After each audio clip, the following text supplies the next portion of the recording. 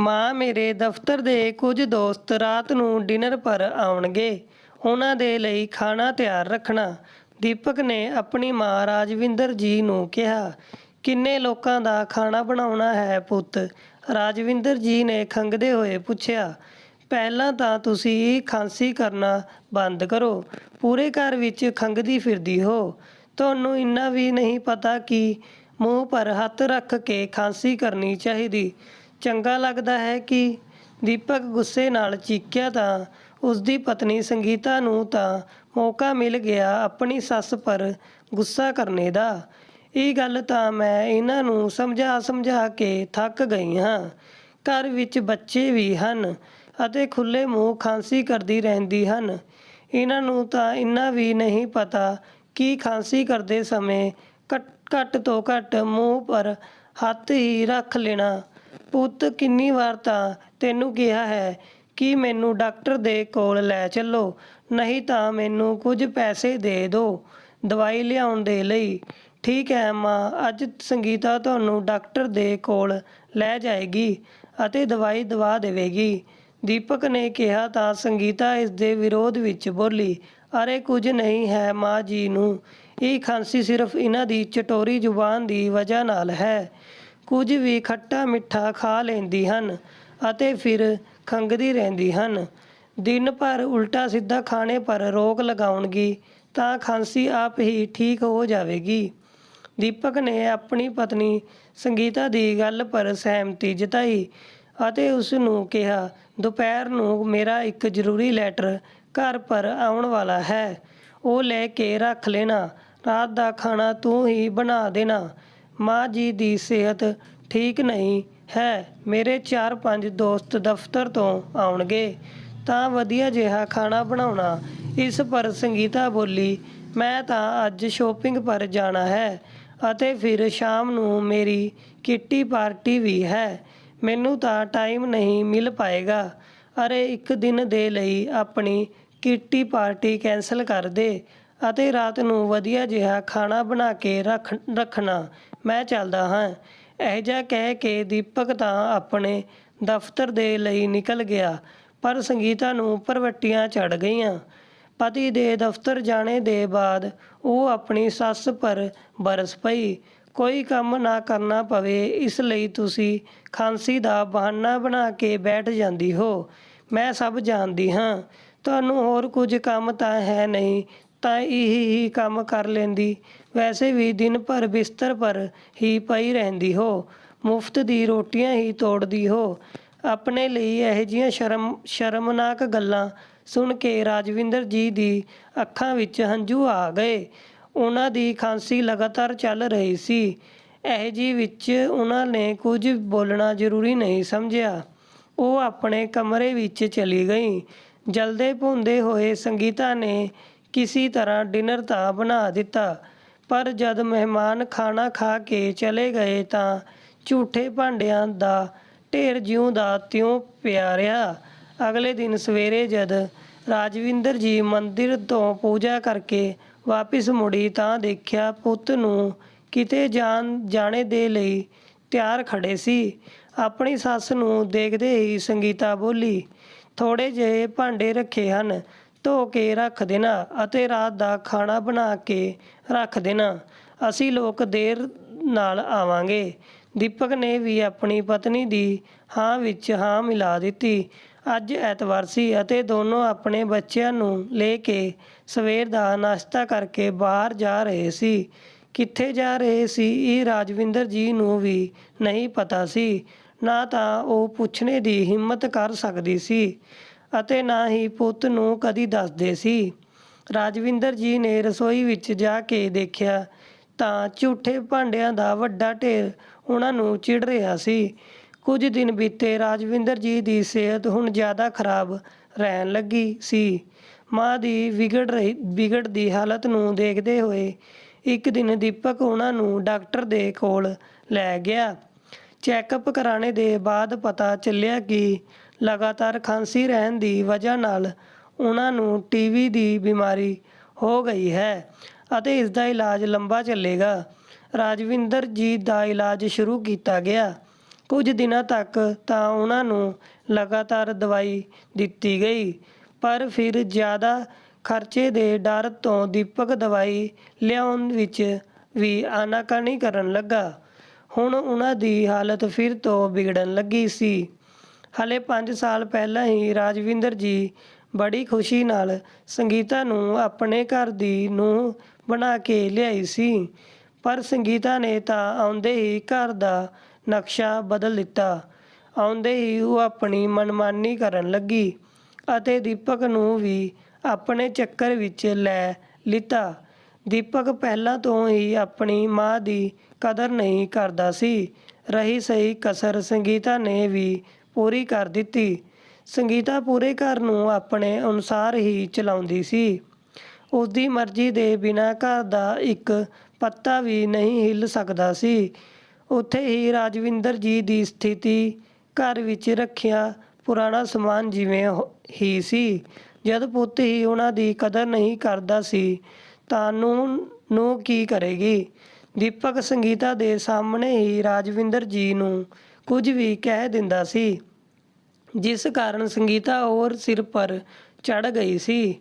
ਸੰਗੀਤਾ ਦੇ ਆਉਣ ਤੋਂ ਪਹਿਲਾਂ ਰਾਜਵਿੰਦਰ ਜੀ ਨੇ ਕੰਮ ਵਾਲੀ ਬਾਈ ਲਗਾਈ ਹੋਈ ਸੀ, ਜੋ ਘਰ ਦਾ ਝਾੜੂ ਪੋਚਾ ਅਤੇ ਬਰਤਨ ਕਰ ਜਾਂਦੀ ਸੀ। ਪਰ ਸੰਗੀਤਾ ਨੇ ਆਉਂਦੇ ਹੀ ਘਰ ਖਰਚ ਆਪਣੇ ਹੱਥ ਵਿੱਚ ਲੈ ਲਿਆ ਅਤੇ ਕੰਮ ਵਾਲੀ ਬਾਈ ਹਟਵਾ ਦਿੱਤੀ, ਕਿਉਂਕਿ ਉਸ ਨੂੰ ਲੱਗਦਾ ਸੀ ਕਿ ਕੰਮ ਵਾਲੀ ਬਾਈ ਨੂੰ ਪੈਸੇ ਦੇਣਾ ਹੀ ਬੇਕਾਰ ਹੈ, ਜਦ ਘਰ ਵਿੱਚ ਸਾਸੂ ਮਾਂ ਬੈਠੀ ਰਹਿੰਦੀ ਹੈ। ਰਾਤ ਨੂੰ ਦੋਨੋਂ ਦੇਰ ਤੋਂ ਆਏ ਅਤੇ ਖਾਣਾ ਖਾਣ ਬੈਠੇ ਤਾਂ ਦੀਪਕ ਚੀਕ ਕੇ ਬੋਲਿਆ, ਇਹ ਕੀ ਬਣਾ ਦਿੱਤਾ ਹੈ? ਸਬਜ਼ੀ ਵਿੱਚ ਮਸਾਲਾ ਬਹੁਤ ਘੱਟ ਹੈ।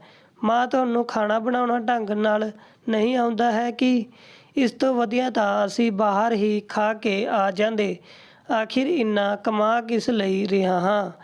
ਇਹ ਫਿੱਕਾ ਅਤੇ ਬੇਸਵਾਦ ਖਾਣਾ ਖਾਣ ਦੇ ਲਈ? ਦੀਪਕ ਦੀ ਤੇਜ਼ ਆਵਾਜ਼ ਨਾਲ ਰਾਜਵਿੰਦਰ ਜੀ ਹਿੱਲ ਗਈ। ਉਹ ਚੁੱਪਚਾਪ ਆਪਣੇ ਕਮਰੇ ਵਿੱਚ ਆ ਗਈ ਅਤੇ ਰੋਣ ਲੱਗ ਪਈ। ਸੰਗੀਤਾ ਨੂੰ ਕਿਆ ਕਹਿੰਦੀ, ਜਦ ਆਪਣਾ ਹੀ ਸਿੱਕਾ ਖੋਟਾ ਹੋ ਤਾਂ ਦੂਸਰੇ ਨਾਲ ਕੀ ਸ਼ਿਕਾਇਤ ਕਰੇ। ਰਾਜਵਿੰਦਰ ਜੀ ਦੀ ਜ਼ਿੰਦਗੀ ਉਤਰਾਅ ਚੜ੍ਹਾਅ ਨਾਲ ਭਰ ਰਹੀ ਸੀ। ਆਪਣੇ ਪੇਕੇ ਵਿੱਚ ਰਾਜਵਿੰਦਰ ਜੀ 5 ਭੈਣਾਂ ਵਿੱਚ ਸਭ ਤੋਂ ਬੜੀ ਰਾਜਵਿੰਦਰ ਨੂੰ ਹਮੇਸ਼ਾ ਹੀ ਅਸ਼ੁਭ ਕਿਹਾ ਜਾਂਦਾ ਸੀ, ਕਿਉਂਕਿ ਦਾਦੀ ਕਹਿੰਦੀ ਸੀ ਰਾਜਵਿੰਦਰ ਆਪਣੇ ਪਿੱਛੇ 4 ਭੈਣਾਂ ਹੋਰ ਲੈ ਆਈ। ਸਾਰੀ ਭੈਣਾਂ ਦੇ ਜਨਮ ਪਰ ਦਾਦੀ ਫੁੱਟ ਕੇ ਰੋਈ। ਆਖਿਰ ਵੰਸ਼ ਤਾਂ ਪੁੱਤ ਹੀ ਚਲਾਉਂਦੇ ਹਨ। 5 ਭੈਣਾਂ ਨੂੰ ਦੇਖ ਕੇ ਉਹਨਾਂ ਦੀ ਦਾਦੀ ਦਾ ਮਨ ਕੁਲਬੁਲਾਉਂਦਾ ਰਹਿੰਦਾ ਸੀ ਅਤੇ ਉਹ ਚਾਹੁੰਦੀ ਸੀ ਕਿ ਸਾਰੀਆਂ ਜਲਦੀ ਤੋਂ ਜਲਦੀ ਆਪਣੇ ਘਰ ਚਲੀ ਜਾਣ ਅਤੇ ਉਹਨਾਂ ਨੂੰ ਇਹਨਾਂ ਸਭ ਦੇ ਬੋਝ ਤੋਂ ਮੁਕਤੀ ਮਿਲ ਜਾਵੇ। ਰਾਜਵਿੰਦਰ ਦਾ ਪੜ੍ਹ ਲਿਖ ਕੇ ਆਪਣੇ ਪੈਰਾਂ ਪਰ ਖੜੇ ਹੋਣ ਦਾ ਸੁਪਨਾ ਸੀ, ਪਰ ਪੈਸੇ ਦੀ ਕਮੀ ਦੇ ਕਾਰਨ ਰਾਜਵਿੰਦਰ ਨੂੰ ਜ਼ਿਆਦਾ ਪੜ੍ਹਾਇਆ ਵੀ ਨਹੀਂ ਗਿਆ ਅਤੇ ਮਾਂ-ਪਿਤਾ ਜੀ ਨੇ ਉਹਨਾਂ ਦੇ ਲਈ ਰਿਸ਼ਤਾ ਦੇਖਣਾ ਸ਼ੁਰੂ ਕਰ ਦਿੱਤਾ। ਦਾਜ ਤਾਂ ਸੀ ਨਹੀਂ ਤਾਂ ਆਪਣੇ ਤੋਂ ਦੁੱਗਣੀ ਉਮਰ ਦੇ ਆਦਮੀ ਦੇ ਨਾਲ ਉਸਦਾ ਵਿਆਹ ਕਰ ਦਿੱਤਾ ਗਿਆ। ਰਾਜਵਿੰਦਰ ਜਦ ਵਿਆਹ ਦੇ ਬਾਅਦ ਪਹਿਲੀ ਵਾਰ ਘਰ ਆਈ ਤਾਂ ਦੇਖਿਆ ਕਿ ਘਰ ਅਤੇ ਦੁਕਾਨ ਪਰ ਤਾਂ ਉਹਨਾਂ ਦੀ ਜੇਠ ਅਤੇ ਜੇਠਾਣੀ ਦਾ ਹੀ ਰਾਜ ਚੱਲਦਾ ਸੀ। ਸਾਰਾ ਦਿਨ ਘਰ ਦਾ ਕੰਮ ਕਰਨ ਵਿੱਚ ਹੀ ਨਿਕਲ ਜਾਂਦਾ ਸੀ। ਜੇਠਾਣੀ ਵੀ ਰਾਜਵਿੰਦਰ ਨੂੰ ਆਪਣੇ ਰੋਹਬ ਥੱਲੇ ਦਬਾ ਕੇ ਰੱਖਦੀ ਸੀ, ਫਿਰ ਵੀ ਉਹ ਪੂਰੀ ਲਗਨ ਦੇ ਨਾਲ ਕੰਮ ਵਿੱਚ ਲੱਗੀ ਰਹਿੰਦੀ ਸੀ। ਰਾਜਵਿੰਦਰ ਦੇ ਪਤੀ ਨੂੰ ਉਸਦੀ ਹਾਲਤ ਨਾਲ ਕੁਝ ਖਾਸ ਲੈਣਾ ਦੇਣਾ ਨਹੀਂ ਸੀ। ਜੋ ਵੀ ਪੈਸਾ ਦੁਕਾਨ ਤੋਂ ਲੈ ਕੇ ਆਉਂਦਾ ਸੀ, ਜੂਏ ਵਿੱਚ ਉਡਾ ਦਿੰਦਾ ਸੀ। ਪਰ ਰਾਜਵਿੰਦਰ ਜੀ ਨੂੰ ਆਪਣੇ ਸਸੁਰ ਜੀ ਦਾ ਬਹੁਤ ਸਹਾਰਾ ਹੁੰਦਾ ਸੀ। ਕੁਝ ਸਮੇਂ ਬਾਅਦ ਰਾਜਵਿੰਦਰ ਨੇ ਆਪਣੇ ਪੁੱਤ ਦੀਪਕ ਨੂੰ ਜਨਮ ਦਿੱਤਾ, ਪਰ ਉਸਦੇ ਤੁਰੰਤ ਬਾਅਦ ਹੀ ਰਾਜਵਿੰਦਰ ਜੀ ਦੇ ਸਹੁਰਾ ਜੀ ਦੀ ਮੌਤ ਹੋ ਗਈ। ਦੀਪਕ ਦੇ ਪਿਤਾ ਰੋਜ਼ ਰਾਤ ਸ਼ਰਾਬ ਪੀ ਕੇ ਆਉਂਦੇ ਸੀ। ਜ਼ਿਆਦਾ ਸ਼ਰਾਬ ਪੀਣੇ ਦੇ ਕਾਰਨ ਉਹ ਬਿਮਾਰ ਰਹਿਣ ਲੱਗੇ। ਇਸ ਹਾਲਤ ਵਿੱਚ ਡਾਕਟਰ ਦੇ ਮਨ੍ਹਾ ਕਰਨੇ ਦੇ ਬਾਵਜੂਦ ਉਹਨਾਂ ਨੇ ਸ਼ਰਾਬ ਨਹੀਂ ਛੱਡੀ ਅਤੇ ਲੀਵਰ ਖਰਾਬ ਹੋਣ ਜਾਣੇ ਦੇ ਕਾਰਨ ਉਹਨਾਂ ਦੀ ਮੌਤ ਹੋ ਗਈ। ਰਾਜਵਿੰਦਰ ਜੀ ਤਾਂ ਛੋਟੀ ਜਿਹੀ ਉਮਰ ਵਿੱਚ ਵਿਧਵਾ ਹੋ ਗਈ। ਹੁਣ ਰਾਜਵਿੰਦਰ ਜੀ ਇੱਕ ਪੈਸੇ ਦੇ ਲਈ ਦੂਸਰਿਆਂ ਦੀ ਮੁਹਤਾਜ ਹੋ ਗਈ। ਆਰਥਿਕ ਤੰਗੀ ਤੋਂ ਪਰੇਸ਼ਾਨ ਹੋ ਕੇ ਰਾਜਵਿੰਦਰ ਜੀ ਨੇ ਦੁਕਾਨ ਦੀ ਕਮਾਈ ਦਾ ਹਿੱਸਾ ਮੰਗਿਆ ਤਾਂ ਉਸਦੇ ਜੇਠ ਅਤੇ ਜੇਠਾਣੀ ਨੇ ਧੱਕੇ ਮਾਰ ਕੇ ਉਸਨੂੰ ਅਤੇ ਉਸਦੇ ਪੁੱਤ ਨੂੰ ਘਰ ਤੋਂ ਬਾਹਰ ਕੱਢ ਦਿੱਤਾ। ਪੜ੍ਹੀ ਲਿਖੀ ਤਾਂ ਨਹੀਂ ਸੀ, ਇਸ ਲਈ ਕੋਈ ਨੌਕਰੀ ਨਹੀਂ ਮਿਲੀ, ਪਰ ਪਾਪੀ ਪੇਟ ਦਾ ਸਵਾਲ ਸੀ। ਲੋਕਾਂ ਦੇ ਇੱਥੇ ਕੰਮ ਕੀਤਾ, ਭਾਂਡੇ ਮਾਂਜੇ, ਫਿਰ ਇੱਕ ਸਕੂਲ ਵਿੱਚ ਚਪਰਾਸੀ ਬਣ ਗਈ। ਉੱਥੇ ਰਹਿਣੇ ਨੂੰ ਕਮਰਾ ਮਿਲ ਗਿਆ ਅਤੇ ਦੀਪਕ ਨੂੰ ਵੀ ਉਸੇ ਸਕੂਲ ਵਿੱਚ ਭਰਤੀ ਕਰਵਾ ਦਿੱਤਾ ਅਤੇ ਉਸਦੀ ਅੱਧੀ ਫੀਸ ਵੀ ਮਾਫ ਸੀ। ਹੁਣ ਰਾਜਵਿੰਦਰ ਆਪਣੇ ਪੁੱਤ ਦਾ ਪਾਲਣ ਪੋਸ਼ਣ ਕਰਨ ਲੱਗੀ। ਉਸਦਾ ਸਕੂਲ ਪੂਰਾ ਹੋ ਕੇ ਕਾਲਜ ਸ਼ੁਰੂ ਹੋ ਗਿਆ। ਪੜ੍ਹਾਈ ਵਿੱਚ ਉਹ ਠੀਕ ਸੀ, ਪਰ ਉਸਦੇ ਵਿਗੜੇ ਪਿਤਾ ਦੀ ਛਾਪ ਸੀ। ਉਹੀ ਗੁੱਸਾ ਅਤੇ ਗਾਲੀ ਗਲੋਚ ਕਰਨਾ। ਰਾਜਵਿੰਦਰ ਜੀ ਸਮਝਾਉਂਦੀ ਸੀ, ਪਰ ਉਹ ਕਿਸੇ ਦੀ ਨਹੀਂ ਸੁਣਦਾ ਸੀ। ਕੁਝ ਸਾਲਾਂ ਵਿੱਚ ਦੀਪਕ ਇੱਕ ਚੰਗੀ ਕੰਪਨੀ ਵਿੱਚ ਚੰਗੇ ਅਹੁਦੇ ਪਰ ਨਿਯੁਕਤ ਹੋ ਗਿਆ ਅਤੇ ਚੰਗੀ ਤਨਖਾਹ ਪਾਉਣ ਲੱਗਾ। ਉਸਨੇ ਆਪਣੀ ਪਸੰਦ ਦੀ ਕੁੜੀ ਸੰਗੀਤਾ ਨਾਲ ਵਿਆਹ ਕਰ ਲਿਆ ਅਤੇ 2 ਕਮਰੇ ਦਾ ਘਰ ਲੈ ਲਿਆ। ਰਾਜਵਿੰਦਰ ਜੀ ਨੂੰ ਉਹ ਆਪਣੇ ਨਾਲ ਤਾਂ ਰੱਖਦਾ ਸੀ, ਪਰ ਕਦੀ ਉਹਨਾਂ ਨਾਲ ਪਿਆਰ ਨਾਲ ਗੱਲ ਨਹੀਂ ਕਰਦਾ ਸੀ, ਕਦੀ ਉਹਨਾਂ ਦਾ ਹਾਲ ਨਹੀਂ ਪੁੱਛਦਾ ਸੀ। ਰਾਜਵਿੰਦਰ ਜੀ ਹੁਣ ਘਰ ਪਰ ਰਹਿਣ ਲੱਗੀ ਸੀ ਅਤੇ ਘਰ ਸੰਭਾਲਦੀ ਸੀ। ਪੁੱਤ ਢੰਗ ਨਾਲ ਗੱਲ ਨਹੀਂ ਕਰਦਾ ਸੀ, ਪਰ ਉਹਨਾਂ ਨੂੰ 2 ਸਮੇਂ ਦਾ ਖਾਣਾ ਤਾਂ ਮਿਲ ਹੀ ਜਾਂਦਾ ਸੀ। ਸੰਗੀਤਾ ਦੇ ਆਉਣ ਤੋਂ ਬਾਅਦ ਤਾਂ ਉਹਨਾਂ ਦੀ ਹਾਲਤ ਹੋਰ ਵੀ ਖਰਾਬ ਹੋ ਗਈ। ਹੁਣ ਉਹ ਜਾਂਦੀ ਵੀ ਤਾਂ ਕਿੱਥੇ ਜਾਂਦੀ, ਆਖਿਰ ਉਹਨਾਂ ਨੂੰ ਰਹਿਣਾ ਤਾਂ ਇਸੇ ਘਰ ਵਿੱਚ ਸੀ। ਉਹਨਾਂ ਦੇ ਪੇਕੇ ਵਿੱਚ ਵੀ ਹੁਣ ਕੋਈ ਨਹੀਂ ਰਿਹਾ। ਸਾਰੀ ਛੋਟੀ ਭੈਣਾਂ ਦਾ ਵਿਆਹ ਹੋ ਗਿਆ ਸੀ। ਉਹ ਆਪਣੇ ਘਰ ਪਰਿਵਾਰ ਵਿੱਚ ਸੁਖੀ ਸੀ ਅਤੇ ਮਾਤਾ ਪਿਤਾ ਇਸ ਸੰਸਾਰ ਨੂੰ ਛੱਡ ਕੇ ਜਾ ਚੁੱਕੇ ਸੀ। ਹੁਣ ਰਾਜਵਿੰਦਰ ਜੀ ਦੀ ਸਿਹਤ ਪਹਿਲਾਂ ਤੋਂ ਬਦਤਰ ਹੋਣ ਲੱਗੀ ਸੀ। ਜਿੰਨਾ ਹੋ ਪਾਉਂਦਾ ਘਰ ਦਾ ਕੰਮ ਕਰ ਲੈਂਦੀ ਸੀ ਅਤੇ ਜੇਕਰ ਸਿਹਤ ਜ਼ਿਆਦਾ ਖਰਾਬ ਲੱਗਦੀ ਸੀ ਤਾਂ ਬਿਸਤਰ ਪਰ ਹੀ ਪਈ ਰਹਿੰਦੀ ਸੀ। ਆਪਣੀ ਸੱਸ ਦਾ ਇੱਦਾਂ ਪਏ ਰਹਿਣਾ ਨੂੰ ਸੰਗੀਤਾ ਨੂੰ ਬਹੁਤ ਖਲਦਾ ਸੀ। ਉਸਨੂੰ ਲੱਗਦਾ ਸੀ ਕਿ ਉਸਦੀ ਸੱਸ ਸਿਰਫ ਉਸਦਾ ਖਰਚਾ ਹੀ ਵਧਾ ਰਹੀ ਹੈ। ਸੋਚਣ ਲੱਗੀ, ਜਿੰਨੇ ਵਿੱਚ ਸਾਸੂ ਮਾਂ ਦੀ ਦਵਾਈਆਂ ਆਉਂਦੀਆਂ ਹਨ, ਉਨੇ ਵਿੱਚ ਮੈਂ ਇੱਕ ਕੰਮ ਵਾਲੀ ਬਾਈ ਰੱਖ ਸਕਦੀ ਹਾਂ। ਇੱਕ ਦਿਨ ਖਾਣਾ ਖਾਣੇ ਦੇ ਬਾਅਦ ਜਦ ਪੁੱਤ ਨੂੰ ਕਮਰੇ ਵਿੱਚ ਗਏ ਤਾਂ ਸੰਗੀਤਾ ਨੇ ਆਪਣੇ ਪਤੀ ਨੂੰ ਕਿਹਾ, ਮੇਰੀ ਭੈਣ ਦਾ ਦਾਖਲਾ ਇਸ ਸ਼ਹਿਰ ਵਿੱਚ ਹੋ ਗਿਆ ਹੈ ਤਾਂ ਉਹ ਹੁਣ ਸਾਡੇ ਨਾਲ ਸਾਡੇ ਘਰ ਵਿੱਚ ਹੀ ਰਹੇਗੀ। ਤੁਸੀਂ ਆਪਣੀ ਮਾਂ ਨੂੰ ਬਿਰਧ ਆਸ਼ਰਮ ਭੇਜ ਦਿਓ। ਹੁਣ ਇੰਨੇ ਜਿਹੇ ਘਰ ਵਿੱਚ ਅਸੀਂ ਸਭ ਤਾਂ ਨਹੀਂ ਰਹਿ ਸਕਦੇ ਹਾਂ। ਵੈਸੇ ਵੀ ਤੁਹਾਡੀ ਮਾਂ ਤਾਂ ਸਾਰਾ ਦਿਨ ਖੰਘਦੀ ਰਹਿੰਦੀ ਹੈ। ਬੱਚਿਆਂ ਨੂੰ ਵੀ ਇਨਫੈਕਸ਼ਨ ਹੋਣੇ ਦਾ ਡਰ ਹੈ। ਤੁਸੀਂ ਇਵੇਂ ਕਰੋ, ਆਪਣੀ ਮਾਂ ਨੂੰ ਬਿਰਧ ਆਸ਼ਰਮ ਵਿੱਚ ਛੱਡ ਆਓ। ਬੇਕਾਰ ਹੀ ਇੱਕ ਕਮਰਾ ਘੇਰ ਰੱਖਿਆ ਹੈ। ਮੇਰੀ ਭੈਣ ਉਸ ਕਮਰੇ ਵਿੱਚ ਰਹਿ ਲਏਗੀ। ਇਸ ਪਰ ਦੀਪਕ ਬੋਲਿਆ ਕਿ ਅਸੀਂ ਮਾਂ ਨੂੰ ਬਿਰਧ ਆਸ਼ਰਮ ਵਿੱਚ ਕਿਵੇਂ ਛੱਡ ਸਕਦੇ ਹਾਂ। ਫਿਰ ਮੇਰੀ ਵੀ ਉਹਨਾਂ ਦੇ ਲਈ ਕੁਝ ਜ਼ਿੰਮੇਵਾਰੀਆਂ ਹਨ। ਇਸ ਪਰ ਸੰਗੀਤਾ ਬੋਲੀ, ਦੀਪਕ ਹੁਣ ਇਮੋਸ਼ਨਲ ਹੋਣੇ ਦਾ ਸਮੇਂ ਨਹੀਂ ਹੈ। ਪ੍ਰੈਕਟੀਕਲ ਹੋ ਕੇ ਸੋਚੋ। ਮਾਂ ਜੀ ਆਏ ਦਿਨ ਬਿਮਾਰ ਰਹਿੰਦੀ ਹੈ। ਉਹਨਾਂ ਦੀ ਦਵਾਈਆਂ ਦਾ ਖਰਚਾ ਕੁਝ ਘੱਟ ਨਹੀਂ ਹੈ। ਮਾਂ ਜੀ ਦਾ ਬੋਝ ਸਾਡੇ ਸਿਰ ਤੋਂ ਹਟੇਗਾ ਤਾਂ ਮੈਂ ਇੱਕ ਕੰਮ ਵਾਲੀ ਬਾਈ ਰੱਖ ਲਵਾਂਗੀ। ਮੇਰੇ ਤੋਂ ਘਰ ਦਾ ਸਾਰਾ ਕੰਮ ਨਹੀਂ ਕੀਤਾ ਜਾਂਦਾ। ਅਸੀਂ ਲੋਕਾਂ ਦੀ ਜਿੰਨੀ ਜ਼ਿੰਮੇਵਾਰੀ ਬਣਦੀ ਸੀ ਅਸੀਂ ਕਰ ਦਿੱਤੀ। ਹੁਣ ਸਾਡਾ ਵੀ ਆਪਣਾ ਪਰਿਵਾਰ ਹੈ। ਮੈਨੂੰ ਨਹੀਂ ਲੱਗਦਾ ਹੁਣ ਸਾਨੂੰ ਉਹਨਾਂ ਪਰ ਹੋਰ ਪੈਸਾ ਲਗਾਉਣਾ ਚਾਹੀਦਾ। ਅਤੇ ਫਿਰ ਬਿਨਾਂ ਮਤਲਬ ਹੀ ਕਮਰਾ ਘੇਰ ਕੇ ਬੈਠੀ ਹਨ। ਮੇਰੇ ਪਰਿਵਾਰ ਵਾਲੇ ਕੀ ਸੋਚਣਗੇ ਕਿ ਮੈਂ ਇੱਕ ਕਮਰਾ ਆਪਣੀ ਭੈਣ ਨੂੰ ਨਹੀਂ ਦੇ ਸਕਦੀ। ਤੁਸੀਂ ਕੱਲ੍ਹ ਹੀ ਮਾਂ ਜੀ ਨੂੰ ਸਮਾਨ ਪੈਕ ਕਰਨੇ ਦੇ ਲਈ ਕਹਿ ਦਿਓ। ਉਹਨਾਂ ਨੂੰ ਬਿਰਧ ਆਸ਼ਰਮ ਛੱਡ ਆਓ। ਠੀਕ ਹੈ, ਤੂੰ ਸਹੀ ਕਹਿ ਰਹੀ ਹੈ। ਮੈਂ ਕੱਲ੍ਹ ਹੀ ਮਾਂ ਜੀ ਨਾਲ ਗੱਲ ਕਰਦਾ ਹਾਂ। ਰਾਜਵਿੰਦਰ ਜੀ ਬਾਹਰ ਹਾਲ ਵਿੱਚ ਬੈਠੀ ਹੋਈ ਪੁੱਤ ਨੂੰ ਦੀ ਸਾਰੀ ਗੱਲਾਂ ਸੁਣ ਰਹੀ ਸੀ। ਇਹ ਗੱਲ ਸੁਣ ਕੇ ਉਹਨਾਂ ਦੇ ਪੈਰਾਂ ਥੱਲੇ ਜ਼ਮੀਨ ਹੀ ਖਿਸਕ ਗਈ। ਉਹਨਾਂ ਦੇ ਦਿਮਾਗ ਨੂੰ ਜਿਵੇਂ ਝਟਕਾ ਜਿਹਾ ਲੱਗਾ। ਸੋਚਣ ਲੱਗੀ, ਮੈਂ ਬਿਰਧ ਆਸ਼ਰਮ ਚੱਲ ਜਾਵਾਂ, ਪਰ ਕਿਉਂ ਚਲੀ ਜਾਵਾਂ? ਮੇਰੇ ਪੁੱਤ ਦਾ ਘਰ ਕੀ ਮੇਰਾ ਘਰ ਨਹੀਂ ਹੈ? ਨੂੰ ਇਵੇਂ ਕਿਵੇਂ ਕਹਿ ਸਕਦੀ ਹੈ ਕਿ ਮੈਂ ਕਮਰਾ ਘੇਰ ਕੇ ਬੈਠੀ ਹਾਂ? ਇੰਨੀ ਤਕਲੀਫ ਸਹਿਣ ਕਰਕੇ ਜਿਸ ਪੁੱਤ ਨੂੰ ਇਸ ਦੁਨੀਆ ਵਿੱਚ ਲੈ ਕੇ ਆਈ, ਹਾਲਾਤਾਂ ਨਾਲ ਲੜਦੇ ਹੋਏ ਪਾਲ ਪੋਸ ਕੇ ਉਸ ਨੂੰ ਪੜ੍ਹਾਇਆ ਲਿਖਾਇਆ, ਬਿਨਾਂ ਬਾਪ ਦੇ ਪੁੱਤ ਨੂੰ ਇੰਨੀ ਮੁਸ਼ਕਿਲ ਨਾਲ ਉਸਦੇ ਪੈਰਾਂ ਪਰ ਖੜਾ ਕੀਤਾ। ਉਸਦੇ ਸਿਰ ਪਰ ਇਹ ਛੱਤ ਹੈ ਤਾਂ ਸਿਰਫ ਮੇਰੀ ਬਦੌਲਤ ਹੈ। ਅੱਜ ਉਹ ਬੇਟਾ ਮੈਨੂੰ ਬਿਰਧ ਆਸ਼ਰਮ ਭੇਜਣੇ ਦੀ ਸੋਚ ਰਿਹਾ ਹੈ। ਸੋਚਦੇ ਹੋਏ ਉਹਨਾਂ ਦੀ ਅੱਖਾਂ ਵਿੱਚੋਂ ਹੰਝੂ ਨਿਕਲ ਗਏ। ਸੋਚਣ ਲੱਗੀ ਕਿ ਮੇਰੀ ਤਿਆਗ ਅਤੇ ਤਪੱਸਿਆ ਦਾ ਇਹ ਫਲ ਮਿਲ ਰਿਹਾ ਹੈ ਮੈਨੂੰ। ਵਿਚਾਰੀ ਰਾਜਵਿੰਦਰ ਜੀ ਆਖਿਰ ਕੋਸਦੀ ਵੀ ਤਾਂ ਕਿਸ ਨੂੰ? ਜੇਕਰ ਆਪਣਾ ਹੀ ਖੂਨ ਚੰਗਾ ਹੁੰਦਾ ਤਾਂ ਨੂੰਹ ਦੀ ਕੀ ਹਿੰਮਤ ਸੀ ਇਹੋ ਜਿਹੀ ਗੱਲ ਕਰਨ ਦੀ। ਰਾਤ ਨੂੰ ਸਾਰੇ ਲੋਕ ਸੋ ਚੁੱਕੇ ਸੀ, ਪਰ ਰਾਜਵਿੰਦਰ ਜੀ ਦੀ ਅੱਖਾਂ ਤੋਂ ਨੀਂਦ ਗਾਇਬ ਸੀ।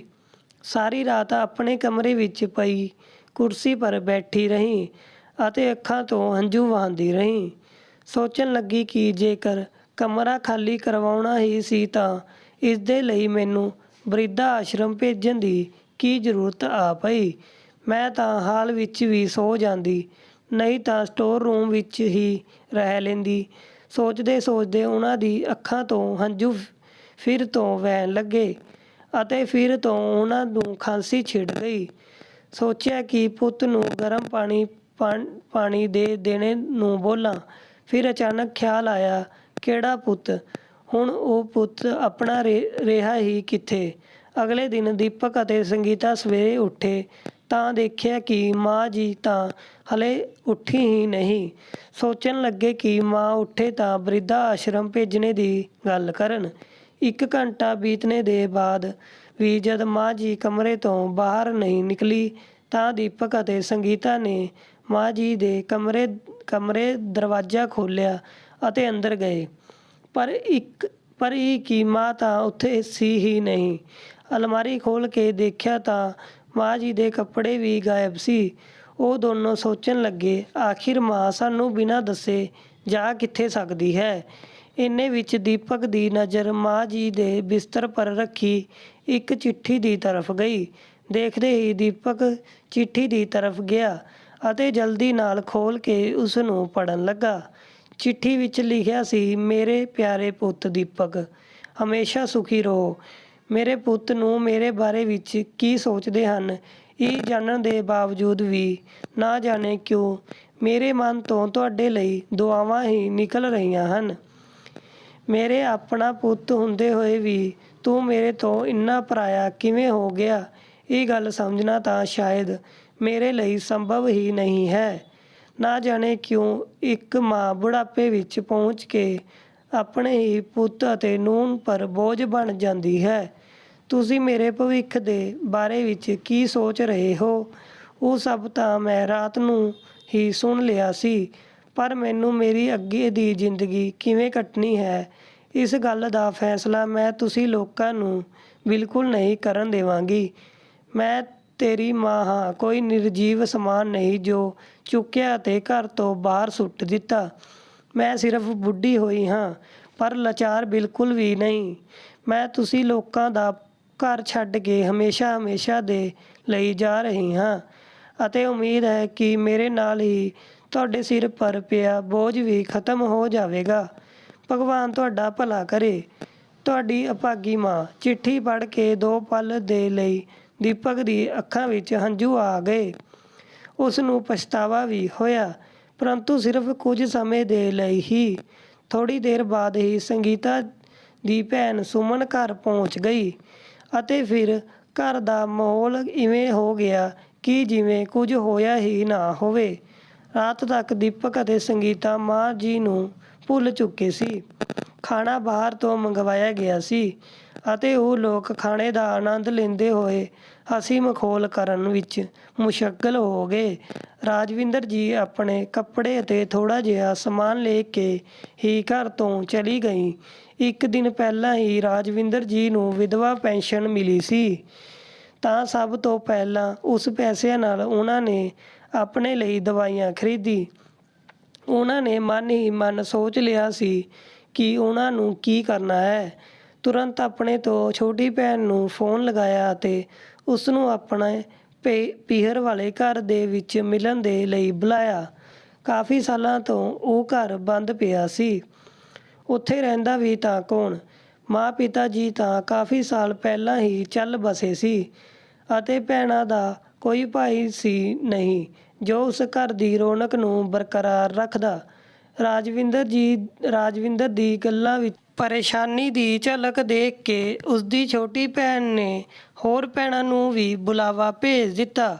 ਰਾਜਵਿੰਦਰ ਜੀ ਵੀ ਸਿੱਧੀ ਆਪਣੇ ਪਿੰਡ ਚਲੀ ਗਈ। ਉੱਥੇ ਪਿੰਡ ਵਿੱਚ ਆਪਣੇ ਪੁਰਾਣੇ ਘਰ ਨੂੰ ਦੇਖ ਕੇ ਉਹਨਾਂ ਦੀ ਤਬੀਅਤ ਹਰੀ ਹੋ ਗਈ। ਘਰ ਬੰਦ ਸੀ ਤਾਂ ਰਾਜਵਿੰਦਰ ਜੀ ਨੇ ਪੜੋਸ ਤੋਂ ਚਾਬੀ ਲਿੱਤੀ ਅਤੇ ਆਪਣਾ ਘਰ ਖੋਲ੍ਹ ਦਿੱਤਾ। ਅੱਜ ਉਹਨਾਂ ਨੇ ਵੀ ਖੁੱਲ੍ਹ ਕੇ ਸਾਹ ਲਿੱਤਾ। ਅਗਲੇ ਹੀ ਦਿਨ ਉਹਨਾਂ ਦੀ 5 ਭੈਣਾਂ ਉਹਨਾਂ ਨੂੰ ਮਿਲਣ ਉੱਥੇ ਆ ਗਈ। ਸਾਰੇ ਲੋਕ ਇਕੱਠੇ ਹੋਏ ਤਾਂ ਰਾਜਵਿੰਦਰ ਜੀ ਨੇ ਸਭ ਦੇ ਸਾਹਮਣੇ ਆਪਣੇ ਹਾਲਾਤ ਬਿਆਨ ਕੀਤੇ। ਭੈਣਾਂ ਨੇ ਕਿਹਾ, ਤੁਸੀਂ ਸਾਡੇ ਘਰ ਆ ਜਾਓ, ਪਰ ਸਭ ਆਪਣੇ ਸਸੁਰਾਲ ਵਿੱਚ ਸੀ ਤਾਂ ਕਿਸੇ ਦੇ ਇੱਥੇ ਜਾ ਕੇ ਵੀ ਲੰਬੇ ਸਮੇਂ ਤੱਕ ਰਹਿਣਾ ਸੰਭਵ ਨਹੀਂ ਸੀ। ਸਾਰਿਆਂ ਨੇ ਸਰਬਸੰਮਤੀ ਤੋਂ ਪਿਤਾ ਜੀ ਦਾ ਖੇਤ ਰਾਜਵਿੰਦਰ ਦੀਦੀ ਨੂੰ ਤੋਹਫ਼ੇ ਵਿੱਚ ਦੇ ਦਿੱਤਾ ਤਾਂ ਜੋ ਉਹ ਆਪਣਾ ਜੀਵਨ ਬਤੀਤ ਕਰ ਸਕਣ ਅਤੇ ਥੋੜ੍ਹੀ ਨਕਦ ਰਾਸ਼ੀ ਵੀ ਦਿੱਤੀ।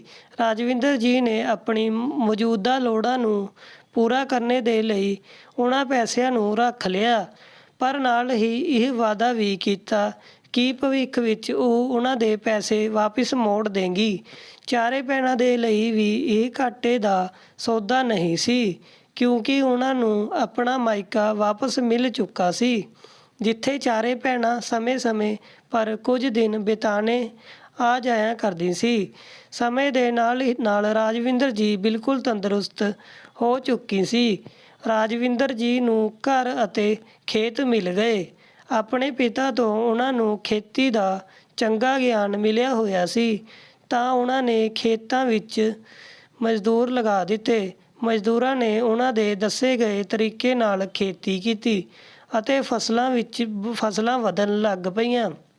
ਉਹਨਾਂ ਦੀ ਚੰਗੀ ਕਮਾਈ ਹੋਣ ਲੱਗੀ। ਹੌਲੀ-ਹੌਲੀ ਉਹਨਾਂ ਨੇ ਆਪਣੀ ਭੈਣਾਂ ਦੁਆਰਾ ਦਿੱਤੀ ਗਈ ਨਕਦ ਰਾਸ਼ੀ ਵੀ ਮੋੜ ਦਿੱਤੀ।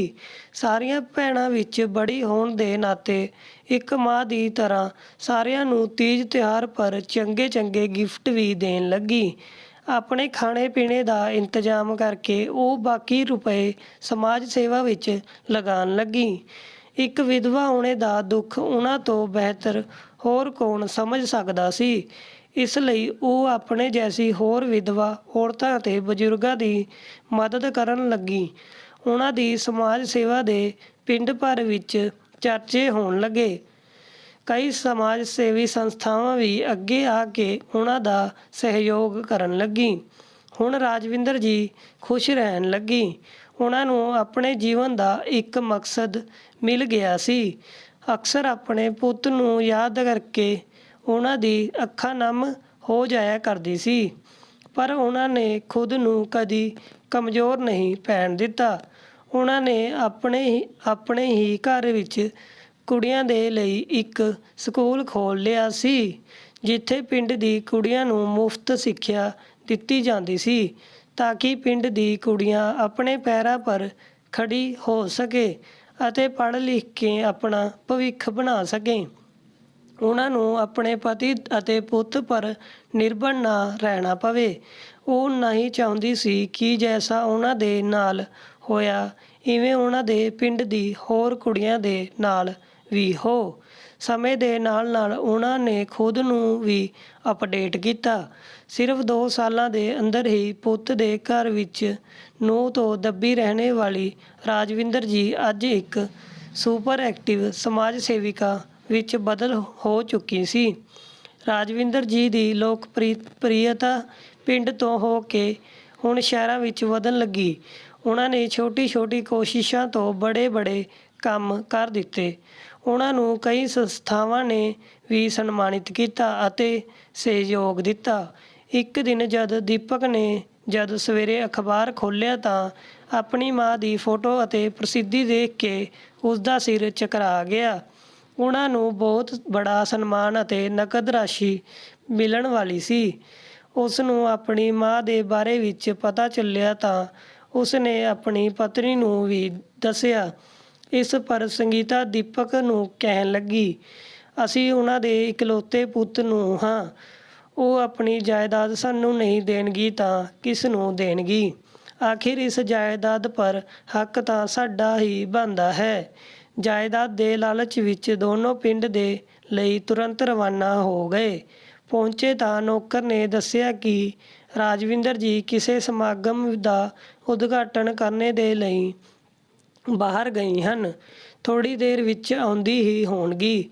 ਦੀਪਕ ਅਤੇ ਸੰਗੀਤਾ ਘਰ ਦੇ ਬਾਹਰ ਨਿਕਲ ਕੇ ਖੇਤ ਦੇਖਣ ਲੱਗੇ। ਹਰੀ-ਹਰੀ ਫਸਲਾਂ ਖੇਤਾਂ ਵਿੱਚ ਝੂਲ ਰਹੀਆਂ ਸਨ। ਉਹ ਵੀ ਦੇਖ ਕੇ ਹੈਰਾਨ ਸੀ ਕਿ ਉਹਨਾਂ ਦੀ ਮਾਂ ਨੇ ਇੰਨੇ ਘੱਟ ਸਮੇਂ ਵਿੱਚ ਇੰਨਾ ਸਭ ਕੁਝ ਕਿਵੇਂ ਹਾਸਲ ਕਰ ਲਿਆ। ਸੋਚ ਵਿਚਾਰ ਵਿੱਚ ਡੁੱਬੇ ਦੀਪਕ ਦੇ ਵਿਚਾਰਾਂ ਨੂੰ ਏਕਾਏਕ ਵਿਰਾਮ ਲੱਗ ਗਿਆ। ਜਿਵੇਂ ਹੀ ਕੰਨਾਂ ਵਿੱਚ ਤੇਜ਼ ਹੌਰਨ ਵੱਜਣੇ ਦੀ ਆਵਾਜ਼ ਆਈ, ਪਿੱਛੇ ਮੁੜ ਕੇ ਦੇਖਿਆ ਤਾਂ ਦੀਪਕ ਅਤੇ ਸੰਗੀਤਾ ਹੈਰਾਨੀ ਦਾ ਟਿਕਾਣਾ ਨਾ ਰਿਹਾ। ਉਹਨਾਂ ਦੀ ਮਾਂ ਰਾਜਵਿੰਦਰ ਜੀ ਸਕੂਟਰ ਚਲਾ ਕੇ ਘਰ ਨੂੰ ਮੁੜ ਰਹੀ ਸੀ।